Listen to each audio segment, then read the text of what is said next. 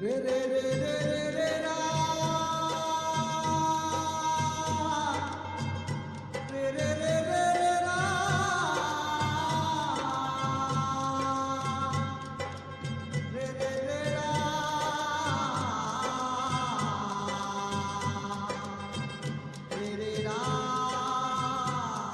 ಕೇಳುಗರೆ ನಮಸ್ಕಾರ. ನಾನು ರಂಗನಾಥ್. ಇತ್ತೀಚೆಗೆ ಒಂದು 2-3 ದಿನಗಳ ಹಿಂದೆ ನಮ್ಮ ಆರಾಧ್ಯ ದೈವ ಕೇವಲ ಮನೆ ಪಾಠ ಅಥವಾ ಟ್ಯೂಷನ್ನನ್ನು ಹೇಳಿಕೊಂಡೇ ತಮ್ಮ ಬದುಕನ್ನು ಸಾಗಿಸಿ ನಿರುದ್ಯೋಗಿಗಳಿಗೆ ಮಾದರಿಯಾಗಿ ಮನುಷ್ಯ ಬದುಕಿದರೆ ಹೀಗೆ ಬದುಕಬೇಕು ಅನ್ನುವಂತೆ ತಮ್ಮ ರೀತಿ ನೀತಿ ನಡೆ ನುಡಿಗಳಿಂದಲೇ ಹೆಸರುವಾಸಿಯಾದವರು ಶ್ರೀ H.T. ಕುಲಕರ್ಣಿ ಸರ್. ಸಿಂದಗಿ ಅಂದರೆ ಎಲ್ಲರಿಗೂ ಪರಿಚಿತವಾದಂಥ ಹೆಸರು. H.T. ಕುಲಕರ್ಣಿ ಸರ್ ಕೇವಲ ಗಣಿತ ವಿಜ್ಞಾನದ ಪಾಠ ಹೇಳಲಿಲ್ಲ, ಬದುಕಿನ ಪಾಠ ಹೇಳಿದರು, ತಿಳಿಸಿದರು. ಒಂದಷ್ಟು ಬೈದು ಅವಮಾನಿಸಿ ಹೊಡೆದು ಕೂಡ ಬಹುಶಃ ಹೊಡೆದುಕೊಂಡವರಲ್ಲಿ ನಮ್ಮ ಬ್ಯಾಚ್ ಕೊನೆಯದೇ ಇರ್ಬೋದೇನೋ. ಬಹಳ ಅಪರೂಪದ ವ್ಯಕ್ತಿಗಳಲ್ಲಿ H.T. ಕುಲಕರ್ಣಿ ಸರ್. ಅವ್ರ ಮನೆಗೆ ನಾನು ಆಗೊಮ್ಮೆ ಈಗೊಮ್ಮೆ ಹೋಗ್ತಾ ಇದ್ದೆ. ಸ್ವಲ್ಪ ದಿನ ತಡವಾದರೆ ಸಾಕು ಒಂದು ಫೋನ್ ಬರ್ತಿತ್ತು. ಯಾಕೋ ರಾಜ ಎಲ್ಲಿದೆ, ಬಹಳ ದಿನ ಆಯಿತು ಬಂದಿಲ್ಲಲ್ಲ, ಫೋನೇ ಮಾಡಲ್ಲಪ್ಪ ನೀನು, ಬಹಳ ಬಿಜಿ ಮನುಷ್ಯ ಬಿಡು ಅಂತ ಒಂದಿಷ್ಟು ರೇಗಿಸುವ ಹಾಗೆ ಹೇಳ್ತಿದ್ರು. ಇಲ್ಲ ಸರ್ ಕ್ಷಮಿಸಿ, ಮಾಡೋಕ್ಕಾಗಲಿಲ್ಲ, ಏನೋ ಒಂದು ಕೆಲಸ ಅಂತ ಸುಳ್ಳುಗೊಳ್ಳು ಹೇಳಿದ್ದು ಸುಳ್ಳಲ್ಲ. ಯಾಕಂದರೆ ಕುಲಕರ್ಣಿ ಸರ್ ಮುಂದೆ ಸುಳ್ಳು ಹೇಳೋದು ಅಷ್ಟು ಸುಲಭದ ಮಾತಾಗಿರಲಿಲ್ಲ. ಅದರ ಅನಿವಾರ್ಯ ಕಾರಣಗಳಿಂದ ದೂರದ ಊರದಲ್ಲಿದ್ದಾಗ ಸರ್ ಫೋನ್ ಮಾಡೋಕ್ಕಾಗಲಿಲ್ಲ ಅಂತ ಹೇಳ್ತಿದ್ದೀವಲ್ಲ, ಆಗ ಸರ್ ಒಂದು ಮಾತು ಹೇಳ್ತಿದ್ರು. ಎಲ್ಲೋ ರಾಜ, ನೀವು ಆಗಾಗ ಭೇಟಿ ಆಗ್ತಿದ್ರೆ ನನ್ನ ಆಯುಷ್ಯ ಜಾಸ್ತಿ ಆಗ್ತದೋ, ನೀವು ಆಗಾಗ ಸಿಗ್ತಿರಬೇಕು ಅಂತ ಹೇಳ್ತಿದ್ರು. ಆ ಕಾರಣದಿಂದಾಗಿಯೇ ಸಿಂದಗಿ ಅನ್ನುವಂಥ ಸುಕ್ಷೇತ್ರಕ್ಕೆ ನಾನು ಆಗಾಗ ತೆರಳುತ್ತಾ ಇದ್ದೆ. ಫೋನ್ ಮಾಡಿ ಮುಂಚೆ ಗುರುಗಳಿಗೆ ತಿಳಿಸಬೇಕಿತ್ತು. ಯಾಕಂದರೆ ಅವರು ಮನೆಯಲ್ಲಿರಬೇಕು. ಒಂದು ಎರಡನೇದು, ನಾವು ಬರೋಕ್ಕಿಂತ ಮುಂಚೆ ಏನಾದರೂ ತಿಂಡಿ ತಿನಿಸುಗಳನ್ನು ತಯಾರಿಸಿ ಇಡುತ್ತಿದ್ದರು. ಹೋದ ತಕ್ಷಣವೇ ಅದೆಲ್ಲವೂ ನಮ್ಮ ಆ ಸ್ವಾಗತ ಬಯಸುವಿಕೆ ಇದೆಯಲ್ಲ ಗುರುಗಳಿಂದ, ಅದ್ಭುತವಾದಂಥದ್ದು. ಅಚ್ಚುಕಟ್ಟಾಗಿ ಆರಾಮಾಗಿ ಕುಂತ್ಕೊಂಡು ಬಾ ಬಾ ಬಾ ಎಷ್ಟೊತ್ತಾಯ್ತು ಕಾಯ್ತಾ ಇದ್ದೆ ನನಗೆ ಬಾ ಅಂತಿದ್ರು. ಕುಂತ್ಕೊಂಡು ಮಾತನಾಡ್ತಿದ್ದೆವು. ಆ ಮಾತನಾಡೋ ವಿಷಯ ಏನಿರ್ತಿತ್ತು ಅಂದರೆ ಕೇವಲ ವಿದ್ಯಾರ್ಥಿಗಳ ಜೀವನ, ಅದರ ಮೌಲ್ಯ, ಅದರ ಬದುಕಿನ ರೀತಿ ನೀತಿ ಅವೆಲ್ಲವೂ ಕೂಡ ಇವತ್ತು ಯಾವ ರೀತಿ ಬದಲಾವಣೆ ಆಗ್ತಾ ಇದ್ದೆ, ನೀವು ಹೇಗಿದ್ರಿ, ನಾನು ಹೇಗಿದ್ದೆ ಅನ್ನೋದನ್ನೇ ಹೇಳ್ತಿದ್ರು. ತಮ್ಮ ಬದುಕಿನ ಪ್ರತಿ ಘಟನೆ ಕೂಡ ಹಂಚಿಕೊಳ್ತಿದ್ರು ಒಬ್ಬ ಗೆಳೆಯನಂತೆ. ಸಣ್ಣ ಪುಟ್ಟ ಸಮಸ್ಯೆಗಳು ಹೇಳಿದಾಗ ಗುರುವಿನಂತೆ ಮಾರ್ಗದರ್ಶನ ಮಾಡ್ತಿದ್ರು.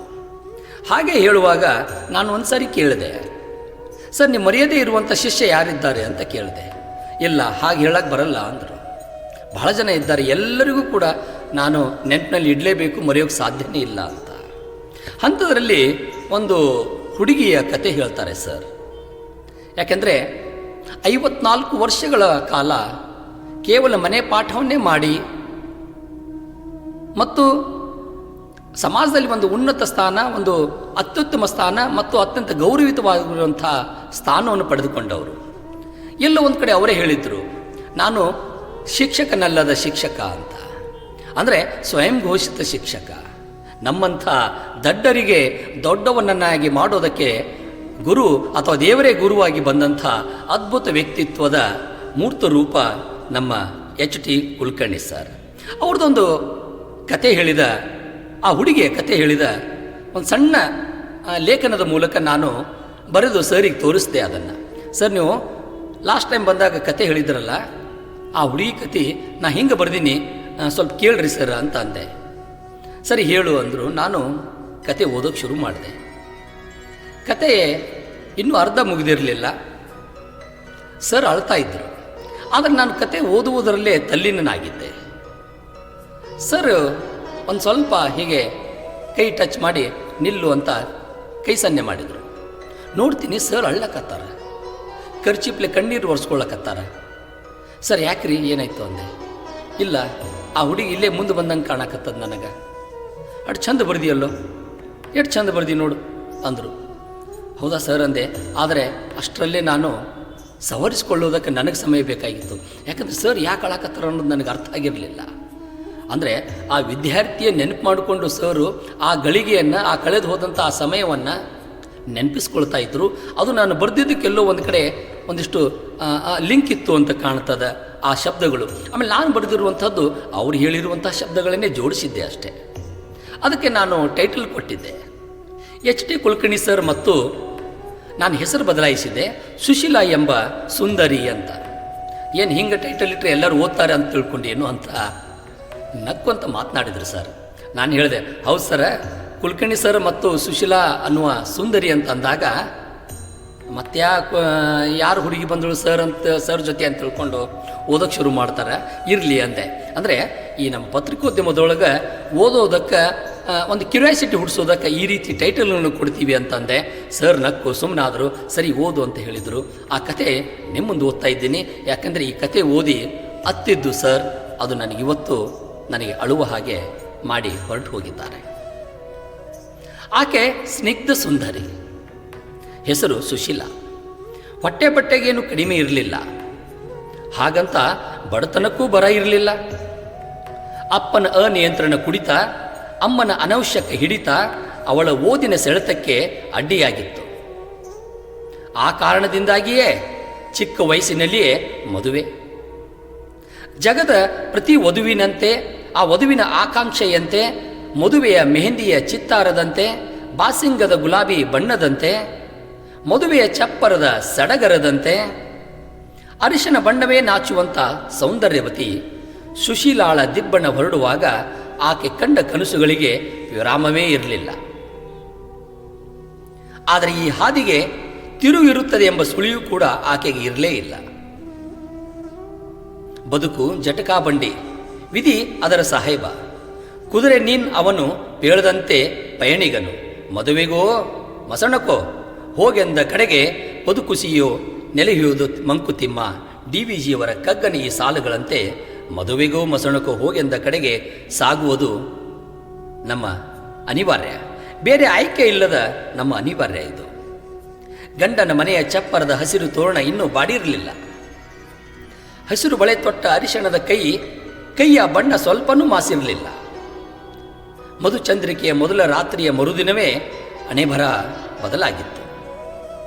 ಎರಡನೆಯ ರಾತ್ರಿ ಸಕ್ಕರೆ ನಿದ್ರೆಗೆ ಜಾರುವ ಮುನ್ನವೇ ಗಂಡನ ಹೆಣ ಕಂಡ ನತದೃಷ್ಟೇ ಈ ಸುಶೀಲಾ. ಈ ಸುಶೀಲಾ ವಿಧಿಗೆ ಅದೆಷ್ಟು ತಿವಿದಿರಬಹುದು, ದೇವರಿಗೆ ಅದೆಷ್ಟು ಹಿಡಿಶಾಪ ಹಾಕಿರಬಹುದು, ಊಹಿಸಲೂ ಅಸಾಧ್ಯ. ಅಮಾವಾಸ್ಯೆಯ ಕಗ್ಗತ್ತಲು ದಾಟಿ ತಿಂಗಳ ಬೆಳಕು ಕಳೆದು ಮತ್ತೊಂದು ಮಾಸ ಹೊರಳುವುದರಲ್ಲೇ ಮಾನಸಿಕ ತೊಳಲಾಟದ ಜೊತೆಗೆ ದೇಹದಲ್ಲಿನ ಏರಿಳಿತಗಳ ಬಳಲಾಟ ಶುರುವಾಗಿತ್ತು. ಆ ಮನೆಯ ಈ ಮನೆಯ ಚುಚ್ಚು ಮಾತುಗಳಿಂದ ಬೆಚ್ಚಿ ಹೋದ ಪುಟ್ಟ ಜೀವದ ದೇಹದೊಳಗೆ ಇನ್ನೊಂದು ಜೀವ ಅಂಕುರಿಸಿತ್ತು. ಇದನ್ನು ಸ್ಪಷ್ಟಪಡಿಸಿಕೊಂಡಾಗ ಸುಶೀಲಾಳ ಕಾಲು ನಡುಗುತ್ತಿದ್ದವು. ಭೂಮಿ ಕಂಪಿಸಿದ ಅನುಭವ ಅಂದಾಗಿತ್ತು. ಆಘಾತವೋ ಅಥವಾ ಆಸೆಯ ಸೆಲೆಯೋ ಅನ್ನುವುದು ಮಾತ್ರ ಸ್ಪಷ್ಟವಾಗಿರಲಿಲ್ಲ. ಕಿಟಕಿಯ ಹತ್ತಿರದಲ್ಲೇ FM ರೇಡಿಯೋದಲ್ಲಿನ ಹಾಡು ಬೇಡದ ಮನಸ್ಸಿಗೆ ಹಿತ ನೀಡುವಂತೆ ತೇಲು ಬರಿತಿತ್ತು. ದೇವರ ಆಟ ಬಲ್ಲವರಾರು, ಆತನ ಎದಿರು ನಿಲ್ಲುವರಾರು, ಕೇಳದೆ ಸುಖವ ತರುವ ಹೇಳದೆ ದುಃಖ. ಸುಶೀಲಾಳಿಗೆ ತಾನು ತಾಯಿ ಆಗುವ ವಿಷಯ ತಂದೆ ತಾಯಿಗೆ ಹೇಗೆ ತಿಳಿಸಬೇಕು ಎನ್ನುವುದು ತೋಚದಂತಾಗಿತ್ತು. ನನ್ನ ಬದುಕಲ್ಲಿ ದೇವರು ಹೀಗೆ ಆಟ ಆಡುತ್ತಿದ್ದಾನೆ ಎಂದರೆ ಏನಾದರೂ ಕಾರಣ ಇರಬಹುದು ಎಂಬ ಆಲೋಚನೆ ಅವಳದು. 9ನೆಯವರೆಗೂ ಶಾಲೆ ಕಲಿತು ಪರೀಕ್ಷೆ ಬರೆದು ಪಾಸಾದ ಸುಶೀಲಾಗೆ ಈ ಪರೀಕ್ಷೆ ದ್ವಂದ್ವದ ಪರೀಕ್ಷೆಯಾಗಿತ್ತು. ನಡುದಾರಿಯಲ್ಲಿ ಒಂಟಿ ನಿಂತಂತೆ ಭಾಸವಾಗುತ್ತಿತ್ತು. ಏನೇ ಯೋಚಿಸಿದರೂ ಆಕೆಯ ಪ್ರಶ್ನೆಗಳಿಗೆ ಆಕೆಯದೇ ಉತ್ತರ ಇಂಪಾಸಿಬಲ್ ಎನ್ನುವುದೇ ಆಗಿತ್ತು. ಆದರೆ ಚಿಂತನೆಯಾದಾಗ ಸಕಾರಾತ್ಮಕ ಬೆಳಕು ಗೋಚರಿಸುತ್ತದೆ. ನಾನು ನಿಲ್ಲಬೇಕು, ನಾನೂ ಗೆಲ್ಲಬೇಕು ಎಂದು ಹೊರಟವರಿಗೆ ದಾರಿ ಕವಲೊಡೆಯುತ್ತದೆ. ಇಂಪಾಸಿಬಲ್ ಎಂಬ ಶಬ್ದದಲ್ಲೇ ಐ ಆಮ್ ಪಾಸಿಬಲ್ ಇದೆ ಎನ್ನುವುದು ಅರ್ಥವಾಗಲು ತಡವಾಗಲಿಲ್ಲ. ತಾನಿದ್ದ ತವರು ಮನೆ, ಅಲ್ಲಿಯವರ ಬೇಜವಾಬ್ದಾರಿ ನಡೆ, ಅಸಂಬದ್ಧ ನುಡಿಗಳ ಮಧ್ಯೆ ತಾನು ಇಲ್ಲಿ ಅಸುರಕ್ಷಿತ ಎಂಬ ಸುಳಿವು ಕಂಡಿತ್ತು. ಸುಶೀಲಾ ತುಂಬ ಚೆಲುವಿ, ಹೆಸರಿಗೆ ತಕ್ಕಂತೆ ಸುಶೀಲೆ. ಆಕೆಯ ಯೋಚನಾ ಲಹರಿ ವಿಭಿನ್ನ. ಕೇವಲ ಮೊದಲ ರಾತ್ರಿ ಮಾತ್ರ ಗಂಡನ ಜೊತೆ ಕಳೆದ ಆ ಕುರುಹು ಮನದಲ್ಲಿದ್ದ ಮಧುರ ನೆನಪುಗಳನ್ನು ಕಿತ್ತೊಗೆಯಲು ಮನಸ್ಸಾಗಲಿಲ್ಲ. ದೇಹದಲ್ಲಿ ನವಜೀವ ಹೊತ್ತ ಗರ್ಭಿಣಿಗೆ ನಾನಾ ಥರದ ಉಪ್ಪು ಹುಳಿ ಸಿಹಿ ತಿನ್ನುವ ಹೊತ್ತಲ್ಲಿ ತಾನು 10ನೇತ್ತೆ ಪಾಸಾಗಬೇಕು, ಯಾವುದಾದ್ರೂ ಚಿಕ್ಕ ಚೊಕ್ಕ ನೌಕರಿ ಮಾಡಿ ಮಗುವಿನೊಂದಿಗೆ ಬದುಕು ಸಾಗಿಸಬೇಕು.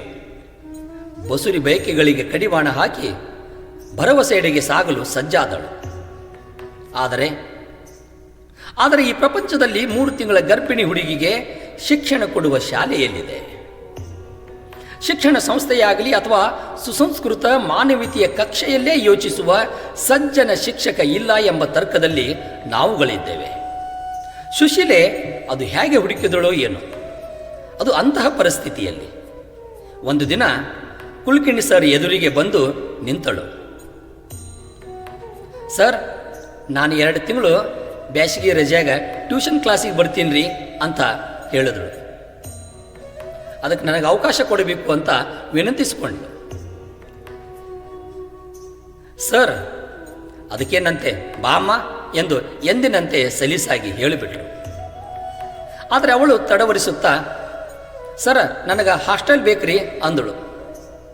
ಅದಕ್ಕೆ ಸರ್ ಆಯಿತು ಅಂದರು. ಸಣ್ಣ ದನಿಯಲ್ಲಿ, ಸರ್ ಫೀಸ್ ಕಟ್ಟೋಕೆ ಆಗಂಗಿಲ್ರಿ, ನನ್ನ ಹತ್ರ ಅಷ್ಟು ದುಡ್ಡಿಲ್ರಿ ಅಂದಳು.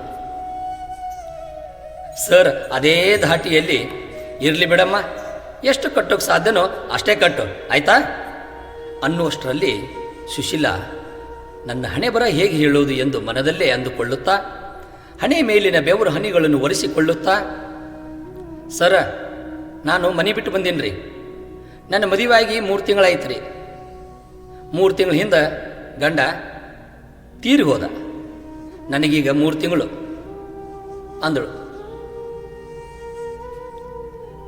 ಅಮ್ಮನ ರೆಕಮೆಂಡ್ ಸಾಲದೇ ಇದ್ದಾಗ ಮಗಳು ಅಪ್ಪನ ಎದುರು ನಿಂತು, ಅಪ್ಪ ನನ್ನ ಡಿಗ್ರಿ ಎಕ್ಸಾಮ್ ಮುಗಿಯೋ ತನಕ ಈ ಮದುವೆ ಬೇಡ, ಬೇಡ ಅಂದ್ರೆ ಬೇಡ, ನಾ ವಲ್ಲ ಅಂತ ದೊಡ್ಡ ಮಗಳು ಸಣ್ಣ ಸ್ಟ್ರೈಕ್ ಮಾಡದಂಗೆ ಇರಲಿಲ್ಲ ಈ ಸಮಸ್ಯೆ. ಆದರೂ ಅಪ್ಪ ಮಗಳ ಮಧ್ಯೆ ನಡೆಯುವ ಸಂಭಾಷಣೆಯಂತಿತ್ತು. ತಮ್ಮ ಇಡೀ ಜೀವಮಾನದಲ್ಲಿ ವಿದ್ಯಾರ್ಥಿಗಳಿಗೆ ಸರ್ಪ್ರೈಸ್ ಶಾಕ್ಗಳನ್ನೇ ಕೊಡುವ ಕುಲಕರ್ಣಿ ಗುರುಗಳಿಗೆ ಇದು ಶಾಕ್ ಆಗಿತ್ತು. ನಾಳೆ ಬಾ ತಾಯಿ, ಏನಾದರೂ ದಾರಿ ಹುಡುಕ್ತೀನಿ ಅಂತ ಏನೇನೋ ಸಬೂಬು ಹೇಳಿ ಕಳುಹಿಸಿದ್ದರು. ನಾವು ಕಲಿಯುವಾಗ ಕಂಡಿದ್ದೇವೆ ಕೇಳುಗರೆ, ಹೆಣ್ಣು ಮಕ್ಕಳ ಮೇಲೆ ಸರ್ ವಾತ್ಸಲ್ಯ ಜಾಸ್ತಿ, ನಮಗೆ ಪ್ರೀತಿಯಿಂದ ಹೊಡೆದದ್ದು ಜಾಸ್ತಿ. ಹೀಗಾಗಿಯೇ ರಾತ್ರಿಯೆಲ್ಲ ಹೊರಳಾಡಿದರು. ಮೊದಲೇ ಹೆಣ್ಣು ಕರುಳಿನ ದೇವತಾ ಮನುಷ್ಯ ಸರ್. ಒತ್ತಾಯದ ನಿದ್ರೆಗೆ ಜಾರಿ ಮರುದಿನ ಬೆಳಿಗ್ಗೆ ಬೇಗ ಮನೆಯಿಂದ ಹೊರಬಿದ್ದು ಊರಲ್ಲಿರುವ ಹಾಸ್ಟೆಲ್ಗಳಿಗೆ ಭೇಟಿ ಕೊಟ್ಟರು. ಪ್ರಯೋಜನ ಆಗಲಿಲ್ಲ. ಅವರೆಲ್ಲರಿಂದ ಬಂದ ಉತ್ತರ ಒಂದೇ, ಸರ್ ನೀವು ಹೇಳ್ತೀರಂದ್ರೆ ನಾವು ಅವಕಾಶ ಕೊಡ್ತೀವಿ, ಆದರೆ ನಮ್ಮಲ್ಲಿ ಪ್ರೆಗ್ನೆಂಟ್ ಇದ್ದ ಹುಡುಗಿಗೆ ಅಡ್ಮಿಷನ್ ಕೊಡೋ ಪ್ರೊವಿಷನ್ ಇಲ್ಲ ಎಂದು ವಿನಮ್ರವಾಗಿ ವಿನಯಪೂರ್ವಕವಾಗಿ ಹೇಳಿದರು. ಮಗಳ ಶಾಲಾ ಅಡ್ಮಿಷನ್ಗಾಗಿ ತಿರುಗುವ ಥೇಟ್ ಅಪ್ಪನಂತೆ ಸರ್ 2 ದಿನ ಹುಡುಕಿದ್ದರು. ಹಾಸ್ಟೆಲ್ಗಳನ್ನು ಹುಡುಕಿ ಈ ಉತ್ತರ ಕಂಡುಕೊಂಡಿದ್ದರು. ನಿರಾಶೆಯಾಗಿತ್ತು. ಆದರೆ ಸರ್ ಬ್ಯಾಂಕ್ ಬ್ಯಾಲೆನ್ಸ್ಗಿಂತ ತಮ್ಮ ಶಿಷ್ಯಂದರ ಪ್ರೀತಿ ಭಕ್ತಿಯ ಬ್ಯಾಲೆನ್ಸ್ಗಳೇ ಗಳಿಸಿದ್ದೇ ಜಾಸ್ತಿ. ಅದರ ಪರಿಣಾಮದ ಫಲವೆಂಬಂತೆ ಕೊನೆಗೆ ಒಂದು ಅನಾಮಧೇಯ ಹಾಸ್ಟೆಲಿನ ಲೇಡಿ ವಾರ್ಡನ್ ಒಬ್ಬರು ಒಪ್ಪಿಗೆ ಸೂಚಿಸಿದರು. ಸುಶೀಲಾಗೆ ಹೊಸ ಜೀವನ ಆರಂಭದ ಖುಷಿ. ಗುರುಗಳಿಗೆ 2 ತಿಂಗಳು ಎಂದು ಮುಗಿದಾವೋ ಎಂದು ಎದೆಯಲ್ಲಿ ಢವಢವದ ಬಿಸಿ.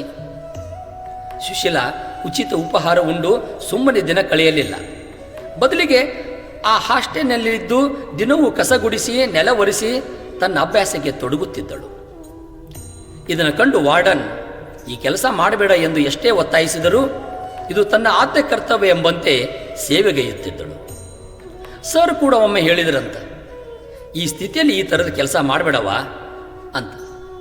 ಅದಕ್ಕೆ ಅವಳ ಉತ್ತರ ಹೀಗಿತ್ತು, ಫ್ರೀ ಆಗಿ ತಿನ್ಬೇಕ್ರಿ ಸರ್, ದೇಹಕ್ಕೂ ನಮ್ಮ ಆತ್ಮಕ್ಕೂ ಉಂಡ ಅನ್ನ ಪಚನ ಆಗ್ಬೇಕಂದ್ರೆ ಒಂದಿಷ್ಟು ಕೆಲಸ ಮಾಡಬೇಕಲ್ರಿ ಅಂತ.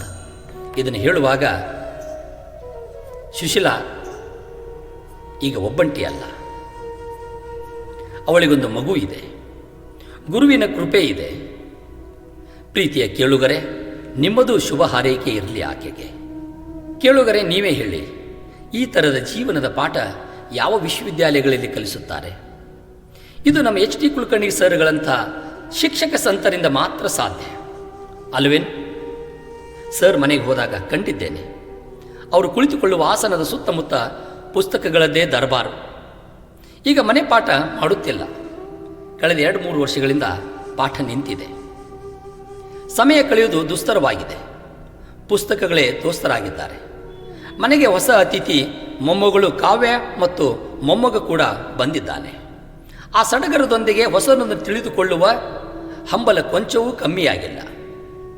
ದೀಪ ಮಾತ್ರ ತಾನು ಉರಿಯುತ್ತಾ ಇನ್ನೊಂದು ದೀಪ ಬೆಳಗಲು ಸಾಧ್ಯ ಅಲ್ಲೇನು? ಸಾಧಾರಣ ಶಿಕ್ಷಕ ಬರೀ ಪಾಠ ಮಾಡುತ್ತಾನೆ, ಉತ್ತಮ ಶಿಕ್ಷಕ ಅರ್ಥ ಮಾಡಿಸುತ್ತಾನೆ. ಒಬ್ಬ ಅತ್ಯುತ್ತಮ ಶಿಕ್ಷಕ ಮಾತ್ರ ಪ್ರೇರಣೆ ಕೊಡುತ್ತಾನೆ. ಸುಶೀಲಾನಂಥ ಸಹಸ್ರ ಅಸಹಾಯಕ ವಿದ್ಯಾರ್ಥಿಗಳ ಬದುಕಿಗೆ ತಿರುವು ಕೊಟ್ಟ ಗುರು ನಮ್ಮ ಸರ್. ನನ್ನಂಥ ಅದೆಷ್ಟೋ ನಿರುದ್ಯೋಗಿಗಳಿಗೆ ತಮ್ಮ ಬದುಕಿನ ರೀತಿ ನೀತಿಗಳಿಂದಲೇ ದಾರಿದೀಪವಾಗಿದ್ದಾರೆ. ಇಂತಹ ಗುರು ಯಾವತ್ತೂ ಗಡಿಬಿಡಿ ಮಾಡದ ಮನುಷ್ಯ. ಅದ್ಯಾಕೋ ಗಡಿಬಿಡಿ ಮಾಡಿ ಹೊರಟು ಹೋದ್ರು, ಹೇಳಲಾರ್ದೆ ಹೋದ್ರಲ್ಲ ಸರ್ ಅಂತ ಅನಿಸ್ಬಿಡ್ತದ. ಅವರಿಗೆ 77 ವಯಸ್ಸಾಗಿತ್ತು. ಸಕ್ಕರೆ ಕಾಯಿಲೆ ತುಸು ಜಾಸ್ತಿನೇ ಇತ್ತು. ಮೊನ್ನೆ ಶುಕ್ರವಾರ ಜುಲೈ 31, 2026ರಂದು ನಮ್ಮನ್ನು ಅಗಲಿದ್ದಾರೆ. ಆದರೆ ನನಗೆ ಯಾಕೋ ಹಾಗೆ ಅನಿಸಲ್ಲ.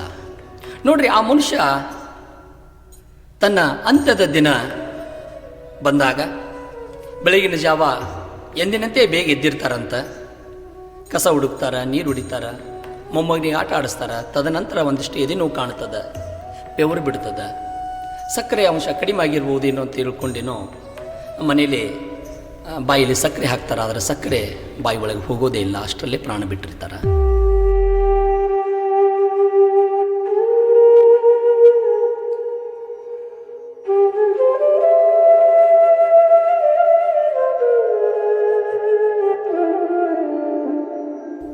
ಯಾರನ್ನೂ ನೋವು ಕೊಡಲಿಲ್ಲ ಸರ್. ಇದ್ದಾಗ ಒಂದು ಶಬ್ದವು ಅಶಬ್ದ ಮಾತನಾಡಿ ಯಾವತ್ತೂ ಇನ್ನೊಬ್ಬರ ಮನಸ್ಸನ್ನು ನೋಯಿಸದೇ ಇರುವಂಥ ವ್ಯಕ್ತಿ. ಇಂಥವರ ಮೆರವಣಿಗೆ ಹೋಗುವಾಗ ನಾವು ನೋಡಬೇಕು. ಇಡೀ ಊರಿನ ರಸ್ತೆ ಬೀದಿಗಳಲ್ಲಿ ಕಲಿತವರು, ಕಲಿಯದೇ ಇದ್ದವರು, ಸೆಂಟ್ರಿಂಗ್ ಕೆಲಸ ಮಾಡುವಂಥ ಹುಡುಗ ಕೂಡ ತನ್ನ 2 ಚಪ್ಪಲಿಗಳನ್ನು ಬದಿಗಿಟ್ಟು 2 ಕೈಯಿಂದ ನಮಸ್ಕರಿಸುತ್ತಾ ಇದು ಶವಯಾತ್ರೆ ಅಲ್ಲ ಶಿವಯಾತ್ರೆ ಎಂಬಂತೆ ಭಾಸವಾಗ್ತಿತ್ತು. ಯಾವುದೋ ಒಂದು ರಥಯಾತ್ರೆ ಹೊರಟಿದೆ ಅಂತ ಅನಿಸ್ತಿತ್ತು. ಯಾವುದೋ ದೇವರ ಮೂರ್ತಿಯ ಮೆರವಣಿಗೆ ಆಗ್ತಾ ಇದೆ ಅಂತ ಅನಿಸ್ತಿತ್ತು. ಯಾಕಂದರೆ ತಮ್ಮ ಮೊಬೈಲ್ಗಳಲ್ಲಿ ಪ್ರತಿಯೊಬ್ಬರೂ ಅದನ್ನು ಸೆರೆ ಹಿಡಿತಾ ಇದ್ದರು. ಯಾಕಂದರೆ ಮತ್ತೆ ಮತ್ತೆ ನೋಡಬೇಕು ಸರಿಗೆ ಅಂತ ತಿಳ್ಕೊಂಡು. ಹೇಳದೆ ಹೋದ ಸರಿಗೆ ನಾವು ಯಾವತ್ತೂ ಋಣಿಯಾಗಿದ್ದೇವೆ. ಅವರ ಕಲಿಸಿದ ಅಕ್ಷರ, ಆ ಬದುಕಿನ ಪಾಠ ನಮ್ಮ ಬದುಕಿನೊಳಗೆ ಅದು ಯಾವತ್ತೂ ಮರೆಯದೇ ಇರಲಿ. ಯಾಕಂದರೆ ಸರ್ 3 ತಲೆಮಾರಿನ ಜನರನ್ನು ಕಲಿಸಿದ್ದಾರೆ. ಯಾಕಂದ್ರೆ ಕೊನೆಗೆ ಏನು ಕಲಿತಾ ಇದ್ರಲ್ಲ, ಮೊದಲು ಕಲಿತವರು ಮೊಮ್ಮಕ್ಕಳಾಗಿದ್ದರು. ಈ 3 ತಲೆಮಾರಿನ ಅಥವಾ ಮುಂದಿನ ತಲೆಮಾರಿಗೆ ನನ್ನ ಗುರುವಿನ ಜೀವನ ಆದರ್ಶವಾಗಿರಲಿ, ಮಾದರಿಯಾಗಿರಲಿ. ನನ್ನ ಗುರು ಯಾವತ್ತೂ ಸದಾ ಅಮರ್ ರಹೆ ಅನ್ನುವಂಥ ಮಾತನ್ನು ಹೇಳ್ತಾ ಅವರೇ ಹೇಳಿದಂಥ ಈ ಕಥೆ ನಿಮ್ಮ ಮುಂದೆ ಪ್ರಸ್ತುತಪಡಿಸಿದ್ದೀನಿ. ಯಾಕಂದರೆ ಈ ಕಥೆ ಕೇಳಿದಾಗ ಸರ್ ಅತ್ತಿದ್ದರು. ಇವತ್ತು ನಮಗೆಲ್ಲ ಅಳುವ ಹಾಗೆ ಮಾಡಿ ಗುರುಗಳು ನಮ್ಮಿಂದ ದೈಹಿಕವಾಗಿ ದೂರವಾಗಿದ್ದಾರೆ. ಆದರೆ ಎಲ್ಲೋ ಹುಡುಕುವಾಗ ಮನಸ್ಸಿನಲ್ಲಿ ಖಂಡಿತವಾಗಿಯೂ ಸರ್ ನಮ್ಮನ್ನು ಕಾಣ್ತಾರೆ, ಸರ್ ನಮ್ಮ ಜೊತೆಗಿದ್ದಾರೆ ಅನ್ನುವಂಥ ಮನೋಭಾವನೆಯನ್ನು ಇಟ್ಕೊಂಡು ಈ ಕಥೆ ನಿಮ್ಮ ಮುಂದೆ ಪ್ರಸ್ತುತಪಡಿಸಿದ್ದೀನಿ. ಧನ್ಯವಾದಗಳು. ನಮಸ್ಕಾರ.